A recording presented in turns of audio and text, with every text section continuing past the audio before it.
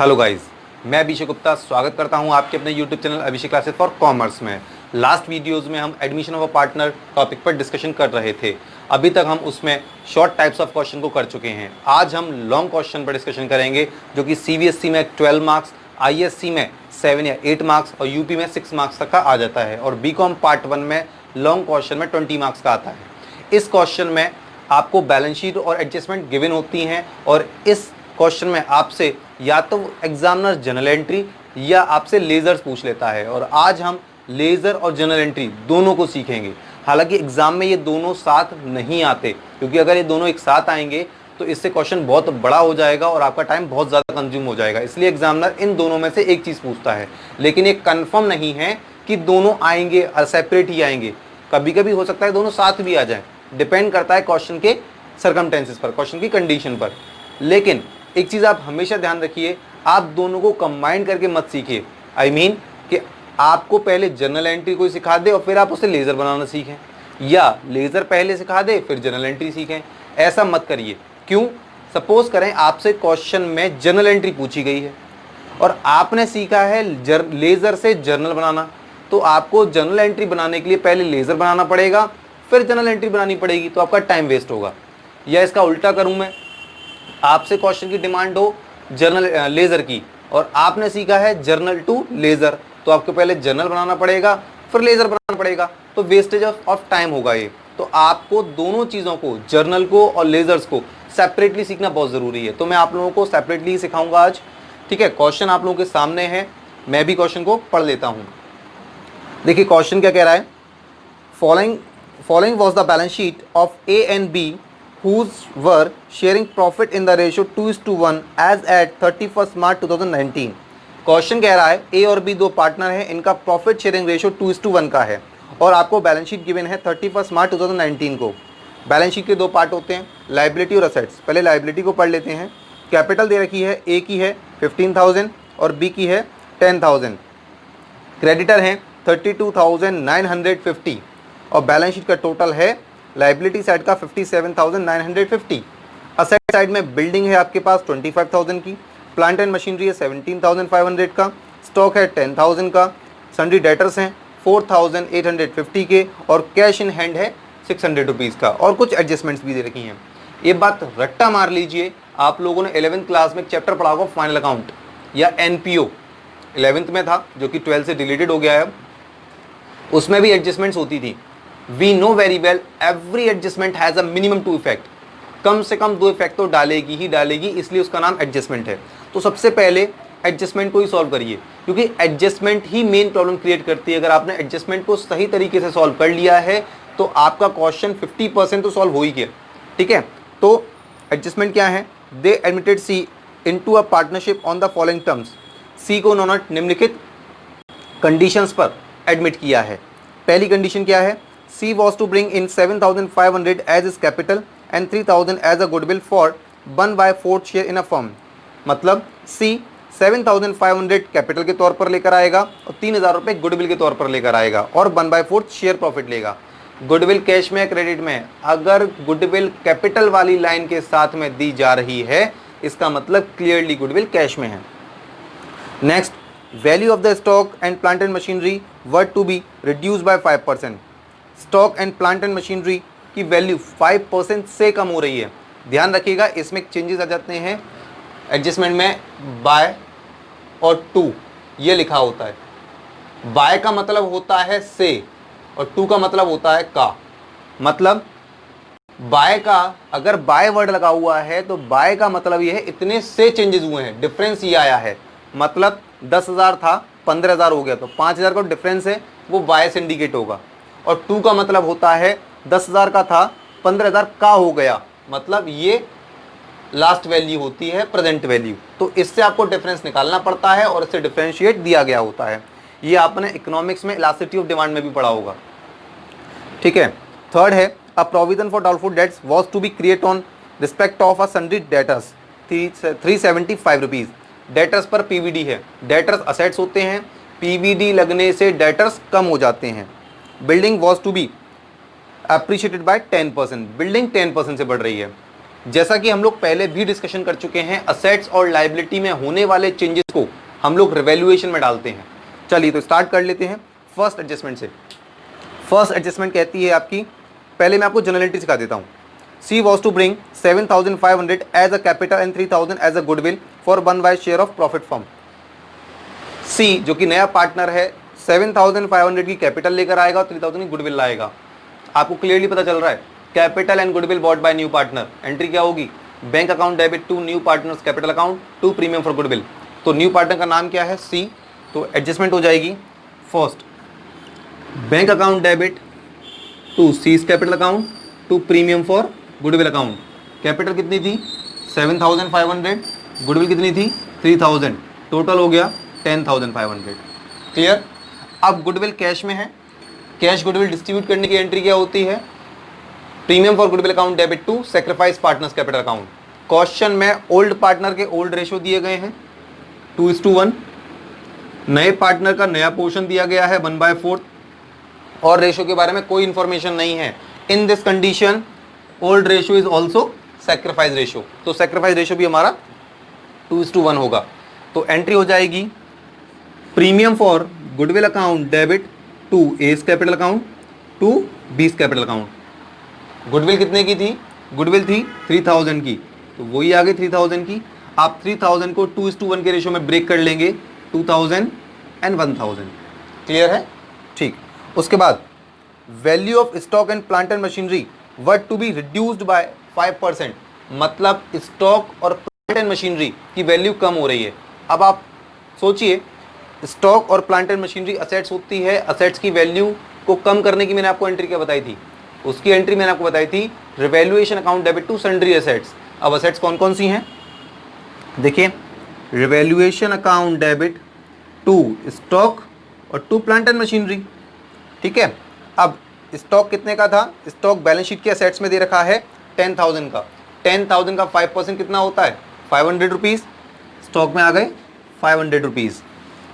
Plant and machinery, plant and machinery थी आपकी 17,500। 17,500 का 5% कितना होता है? 875, तो ये आ गए 875। ठीक है। डेट सी एडजस्टमेंट है, डेटर्स पर पीवीडी लग रही है। पीवीडी लगने से भी डेटर्स हमारे कम होते हैं, debtor is also assets. Assets कम करने की फिर से वही एंट्री हो जाएगी, रिवैल्यूएशन टू पीवीडी 375। ठीक, आप इन तीनों का टोटल कर लेंगे, ये रिवैल्यूएशन में आ जाएगा।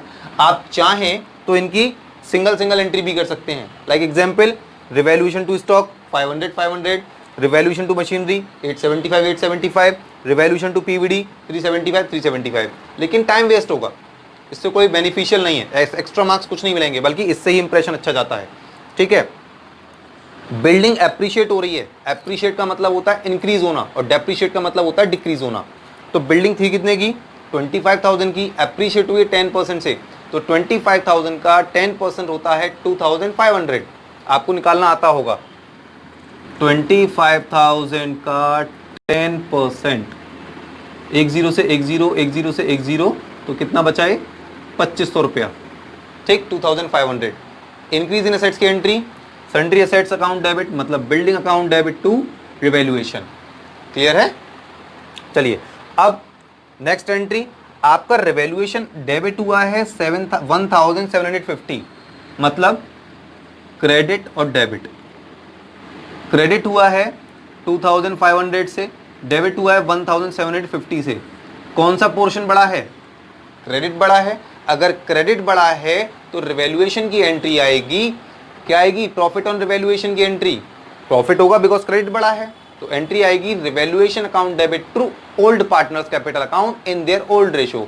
Who are the old partner? A and B.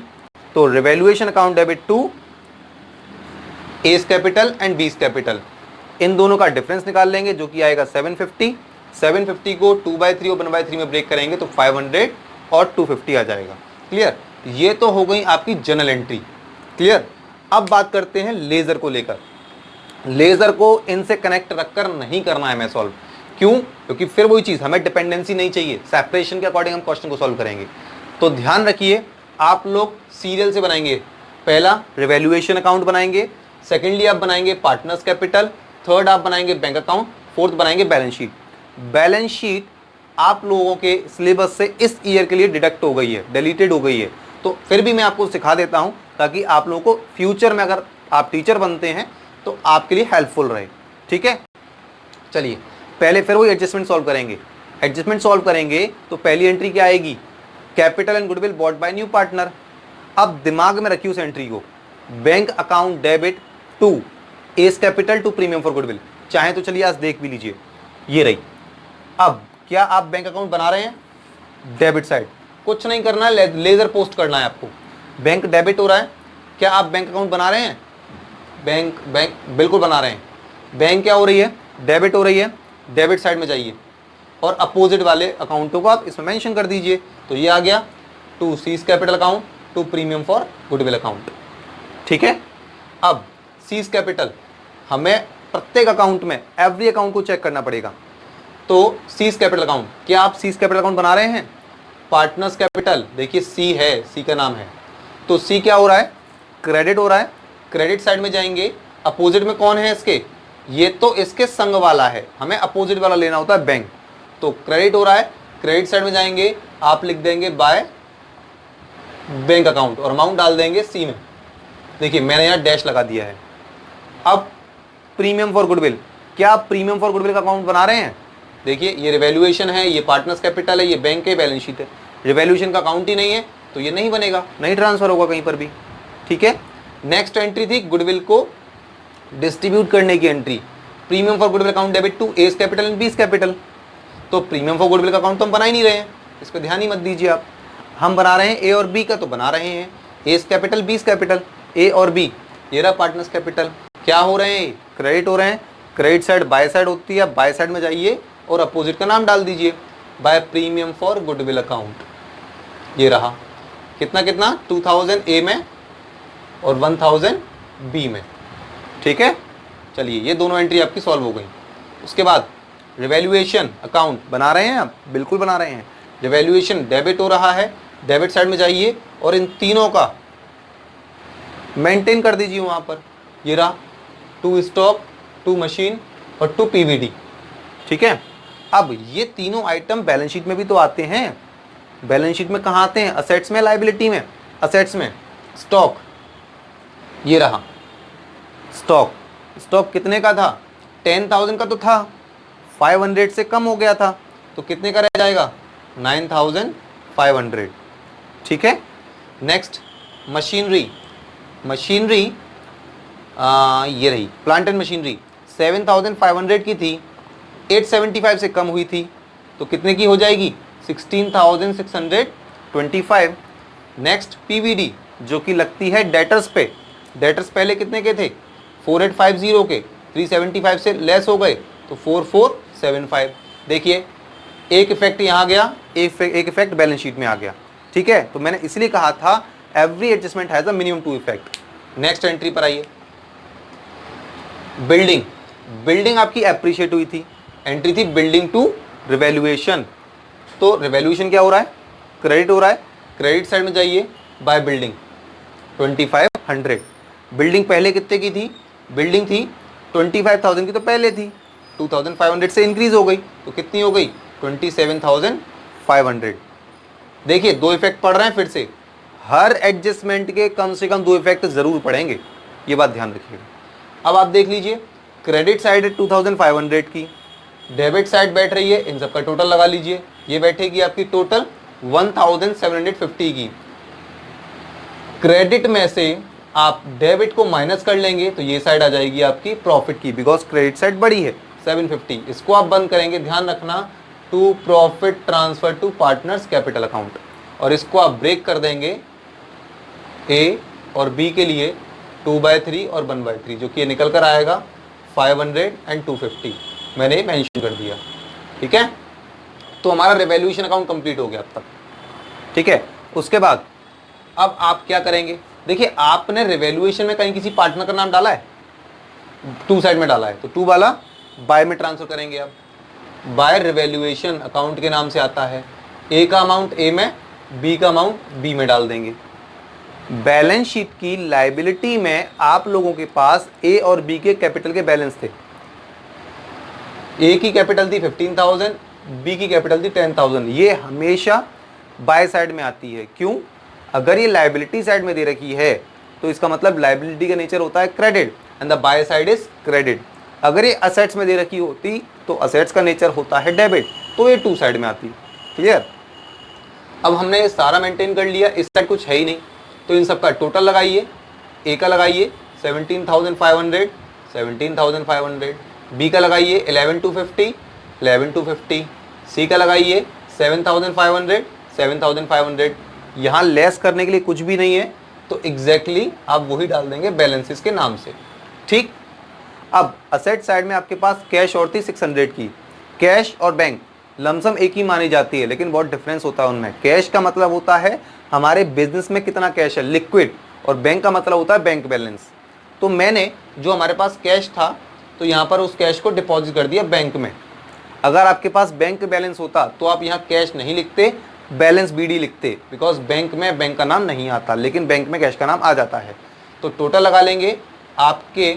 अब बैंक का बैलेंस हो गया 11,100, because bank is the assets, the nature of assets is debit, तो आप इसे भी असेट्स में डाल देंगे बैंक के नाम से, और कोशिश करिए सबसे पहले नंबर पर आ जाइए।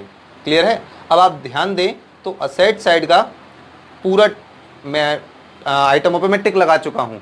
ठीक है, इन सब का टोटल कर लेंगे, ये आ जाएगा 69,200। ठीक है, लायबिलिटी में अब देखिए, लायबिलिटी में आपने पार्टनर्स कैपिटल के बैलेंसेस लिए थे, ये निकाले थे आपने इन बैलेंस, बिकॉज ये पार्टनर्स की कैपिटल है, कैपिटल इज अ लायबिलिटी, इसे आप लायबिलिटी में ट्रांसफर कर देंगे पार्टनर्स कैपिटल के नाम से। ए का आ जाएगा 17,500, बी का 11,250, सी का 7,500। और पुरानी बैलेंस शीट की लायबिलिटी में जो क्वेश्चन में दे रखी है उसमें क्रेडिटर दे रखे थे 32,950 के, उनमें कोई वेरिएशन नहीं हुआ, तो उनको आप एज इट इज डाल देंगे। ठीक, और इनका भी टोटल कर लेंगे तो 69,200 आ जाएगा। आपकी अगर बैलेंस शीट का दोनों साइड अगर मैच हो जाती हैं तो आप सही हैं, अदरवाइज आप गलत हैं। तो आज था हमारा ये लॉन्ग क्वेश्चन। मैं फिर आप लोगों को बोल रहा हूं कि दोनों चीज़ें एक साथ आने के चांसेस बहुत कम होते हैं। आज आपका फर्स्ट डे है लॉन्ग क्वेश्चन का, इसलिए मैंने आपको दोनों को कोलैबोरेट करते हुए आपको पढ़ाया है। नेक्स्ट टाइम जब क्वेश्चन लाऊंगा तो मैं आप लोगों के लिए सेपरेट लेकर आऊँगा, ताकि आप लोगों को ईजिली समझ में आ जाए। मुझे पता है स्टार्टिंग में थोड़ी सी प्रॉब्लम होती है, लेकिन कोशिश करेंगे तो डेफिनेटली हम सीख पाएंगे, हम सब मिलकर काम करेंगे तो। ठीक है, तो आई होप आप लोगों को मेरी वीडियो समझ में आई हो। अगर समझ में आई हो तो प्लीज़ लाइक करें, शेयर करें एंड सब्सक्राइब करें मेरे चैनल को, ताकि हम लोग आगे और कंटिन्यू अच्छे से अच्छी पढ़ाई कर सकें। Thank you so much for watching my video.